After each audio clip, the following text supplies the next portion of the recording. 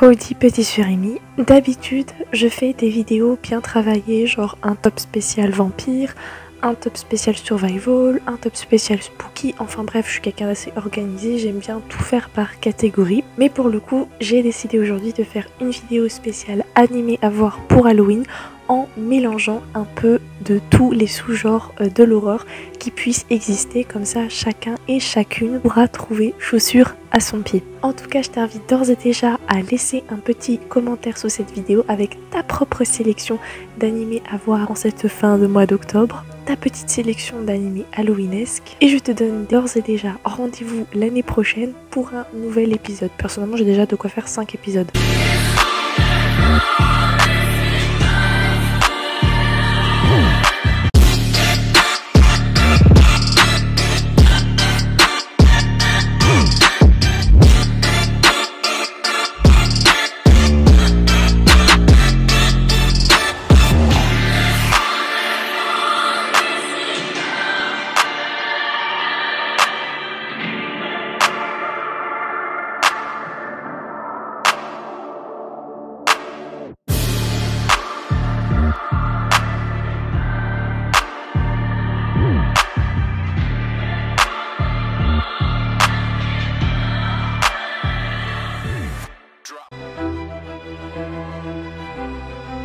On commence par l'anime Hellsing. Alors le but c'est pas forcément de trop donner le synopsis mais surtout de donner le pourquoi ça match bien avec le thème de la vidéo, à savoir une bonne petite soirée d'Halloween. Hellsing c'est tout simplement un manga sanguinaire qui va montrer le combat de la fondation éponyme, en particulier de son meilleur élément qui s'appelle Nosferatu Alucard. Et d'ailleurs, si tu fais attention au détail, Alucard c'est un anacyclique de Dracula, c'est-à-dire que si tu mets Alucard à l'envers, ça fait Dracula, ainsi que Victoria Siras, qui est une policière transformée en vampire par Alucard. Et tout simplement, en fait, ils vont se battre contre des ghouls, des vampires et aussi le Vatican. En fait, leur but, c'est vraiment d'éradiquer tous les vampires déviants, tous ceux qui vont un peu trop loin et qui menacent un peu la paix de chacune des races, et protéger la reine et le royaume. Effusion de sang, mise en scène violente sont au rendez-vous. Bien évidemment on a l'aura vampirique et sombre de cet animé qui est vraiment un point positif pour te séduire personnellement, que tu sois amateur ou expert confirmé du genre horreur / gore, c'est clairement un petit classique à voir. Il est vraiment accessible à tout le monde. Il y a Another qui est un des tout premiers animés du genre horreur que j'ai pu voir dans ma vie. Alors c'est une histoire qui se passe un peu en deux temps. Alors au départ on nous dit que dans les années 70 une élève a décédé tragiquement dans son lycée et que toujours incapable de faire leur deuil, ses camarades vont faire comme si qu'elle était toujours en vie, du moins jusqu'à la remise des diplômes. Et 26 ans plus tard, donc c'est là où notre animé prend place réellement, notre héros est transféré dans la fameuse classe où cette jeune fille était décédée des années plus tôt, et il va très vite se rendre compte que les élèves qui sont dans cette classe ont des comportements très étranges. D'ailleurs la tradition semble se perpétuer puisque Misaki Mei est une élève qui va être mise au banc de sa classe, qui porte un mystérieux bandeau et qui semble vraiment ne pas du tout être calculé par les élèves de sa classe, d'autant plus que plusieurs personnages de la série souffrent d'amnésie chronique. Vraiment il se passe des choses vachement glauques dans la ville, mais surtout dans la classe. Bien entendu, comme toute personne lambda qui arrive et qui est BG, genre je suis un héros d'animé, je suis trop gentil, je suis gentil avec tout le monde, il va se rapprocher de l'élève qui est annexé, et à la suite de ça, va s'en suivre une longue histoire sombre qui fera couler beaucoup de sang, et quelque part leur destin était inévitable, voilà la fatalité. On a envie de savoir qui sera le prochain à mourir, parce qu'évidemment tout le monde est amené à un moment donné à avoir des bricoles. Et on veut surtout savoir qui sera le dernier. Personnellement, les scènes de décès tragiques étaient tellement choquantes que je m'en rappelle encore, notamment la fameuse scène du parapluie. Personnellement, depuis ce jour, je ne prends plus du tout de grands parapluies à pic, mais tout simplement des petits parapluies portatifs et inoffensifs, parce que concrètement, ça m'a vachement traumatisée. Et tu sais qu'avant, j'étais fan des cloches et tout. Après, il y avait des scènes de mort totalement ridicule, à tel point que des fois je rigolais toute seule devant mon écran. Oui, c'est glauque, je te le concède. En tout cas, c'est un anime qui est assez fort de son suspense et aussi de sa dimension aussi captivante que violente. Et puis les OST mettent vachement bien dans l'ambiance. Personnellement, je ne les réécoute pas parce qu'ils sont vachement glauques. Le dénouement final était assez prévisible, du moins pour les plus malins des Surimi Nakama qui auront fait attention aux détails au tout début de la série. Ensuite, il y a Tokyo Ghoul, donc ça c'est pour ceux qui veulent se faire un marathon avec beaucoup d'épisodes à manger, puisque on va suivre une histoire assez longue sur plusieurs saisons. Dans un monde contemporain au nôtre, les ghouls se cachent parmi les humains, elles ont leurs apparences mais elles se nourrissent d'eux. Un jour, notre héros timide et réservé s'amourache d'une jeune femme magnifique et plus âgée que lui qui, lors d'un rendez-vous galant, l'agresse et le laisse pour mort. Sauf qu'il sera sauvé plus ou moins par un médecin, mais à son réveil, il va constater qu'il a des envies un peu cannibales puisqu'en fait, il est devenu à moitié ghoul car il a reçu une greffe d'une ghoul. Il ne se doute pas encore alors qu'il va entrer dans un monde mystérieux, dangereux, que sa vie sera chamboulée à tout jamais et qu'il souffrira énormément en perdant tous ses repères. On parle quand même d'un mec qui oscille entre folie et victimisation, qui va essayer par tous les moyens de survivre sans blesser les autres, mais qui va quand même se retrouver dans un conflit entre un petit groupe de résistants, un groupe de ghouls hyper vénères et le CCG qui veulent complètement exterminer les ghouls. Autant dire que le gars, il est pris entre quatre feux. Il ne fera pas toujours les bons choix, puisque comme je l'ai laissé sous-entendre, il va plus ou moins passer d'un camp à l'autre, mais entre cadavres mutilés et scènes poignantes et sanglantes, le côté gore slash sombre slash glauque en séduira plus d'un. À voir ou à revoir, personnellement ça reste une œuvre excellente pour moi, même si le manga est un poil au-dessus et que la fin pour moi était assez décevante dans le sens que je m'attendais à une fin plus tragique vu le ton de l'œuvre. A noter d'ailleurs que la saison Racine Carrée de l'anime est une saison totalement inventée pour l'adaptation à la télévision, c'est-à-dire qu'elle n'existe absolument pas dans le manga. Elle est d'ailleurs citée comme étant la plus mauvaise de l'anime, mais personnellement j'ai plus ou moins adoré la voir parce que même si parfois la narration partait dans un non-sens total, on pouvait en apprendre plus sur plusieurs personnages qui gravitaient autour de notre héros et notamment sur l'organisation un peu extrémiste de ghouls. Ensuite il y a Berserk, donc c'est un manga dont j'ai déjà parlé sur TikTok, si tu veux en savoir plus je te laisse le lien en description. Il a été récemment remis en ligne sur Netflix et si je dis pas de bêtises je crois qu'il va avoir droit à une adaptation. Je sais pas si ce sera de tout le début ou si ce sera de la suite, on n'a pas trop d'infos pour l'instant. Mais en tout cas c'est ultra cool, bien que c'est un anime qui date de bien avant que je sois née. Personnellement c'est un classique du genre, il est encensé par la critique notamment pour sa bande son, sa narration et son univers aussi sombre qu'oppressant. Donc on suit Guts qui erre dans une époque médiévale et qui est à la recherche de combats sanglants, de batailles pour gagner sa vie tout en échappant à des mercenaires qui lui en veulent à cause d'une certaine malédiction. Depuis son enfance, il ne connaît que la violence, les armes, la haine, et tout au long de l'histoire, il va donc lutter pour sa survie et faire la rencontre de personnages tout aussi dangereux qu'attachants, et aussi tout aussi attachants que leur destin est tragique. Oui, parce qu'il faut le dire, les meilleures histoires ne sont pas forcément celles qui se terminent dans une petite chaumière avec 1001 enfants. Loin d'être un animé de gros bourrin contrairement à ce que le synopsis peut laisser penser, on peut remercier la fine narration qui nous permet de comprendre pourquoi la violence est omniprésente et importante dans cet univers où tout à chacun ne peut espérer vivre mieux. Personnellement, j'ai commencé à pas trop apprécier les animés où il y avait de la violence que pour de la violence, et là pour le coup il y a vraiment beaucoup trop de violence, ça dépasse le seuil de violence. Mais là où c'est intéressant, c'est que la violence est nécessaire à l'avancement de l'histoire, à l'avancée de l'histoire, et elle est pas là exprès pour faire peur, pour dégoûter ou pour être dans le too much. Il y a des raisons, ça sert l'histoire, ça sert la psychologie des personnages et c'est ça qui est cool.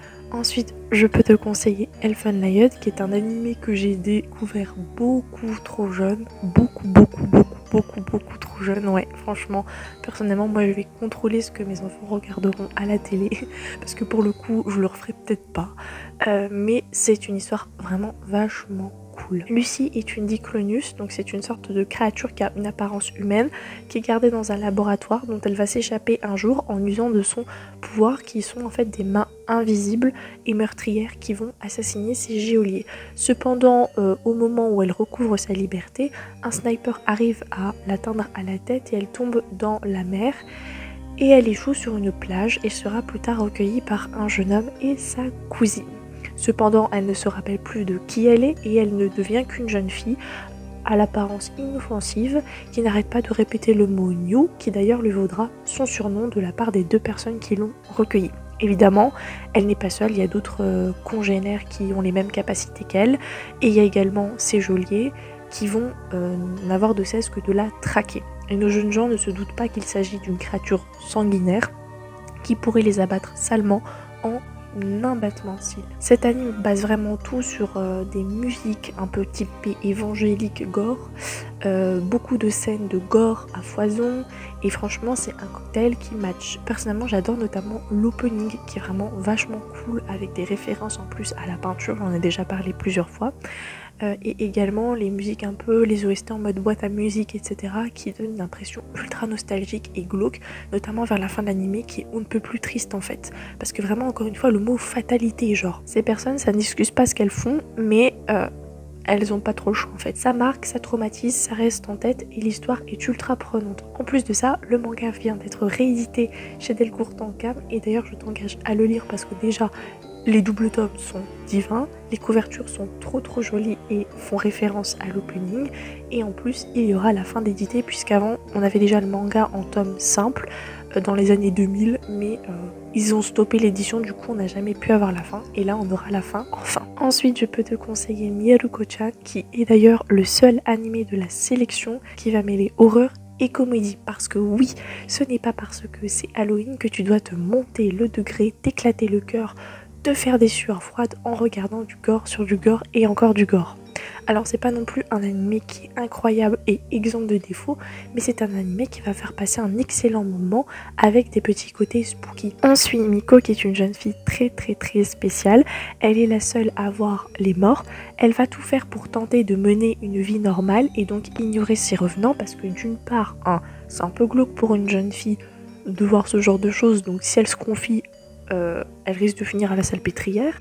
Deuxièmement, ils sont quand même vachement laids, mais aussi, troisièmement, si ces esprits apprennent qu'elle les voit, eh bien ils vont l'attaquer et donc elle risque de terminer dans leur intestin grêle. Elle rêve mieux que de finir bouffée toute crue pour un mercredi après-midi.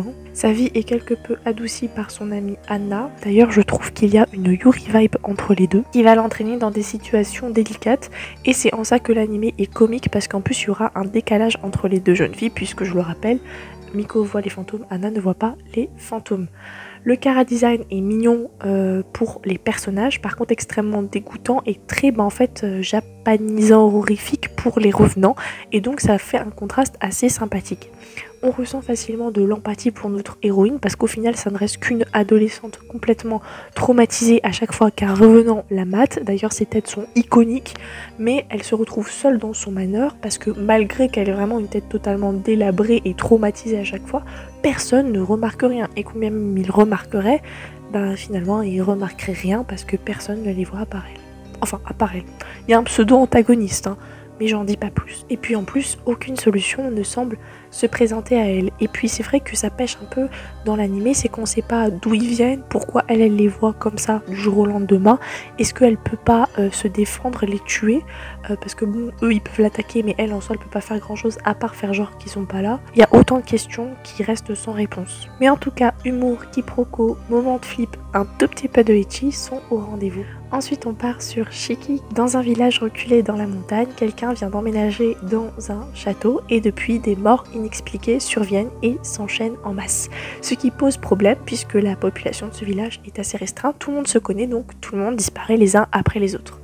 Ozaki et le docteur du village vont alors s'allier pour comprendre les causes des décès et surtout savoir qui se cache derrière tout cela, et la réponse est assez surprenante. Un des meilleurs du genre selon moi, Shiki est un animé dont on est pris dans l'histoire du début à la fin. On suit à la fois l'enquête, on suit aussi nos héros, on suit également les gens du village, et les scènes de révélation sont tout le temps assez marquantes et on se sent vraiment partie intégrante de ce huis clos glauque. Et puis évidemment les OST sont magnifiques et le design assez cocooning, assez animé d'époque est vraiment très joli, en tout cas pour ma part, et moi j'ai apprécié grandement cet anime. Ensuite on part sur la nouveauté que tout le monde attendait en ce début d'automne, à savoir Chainsaw Man.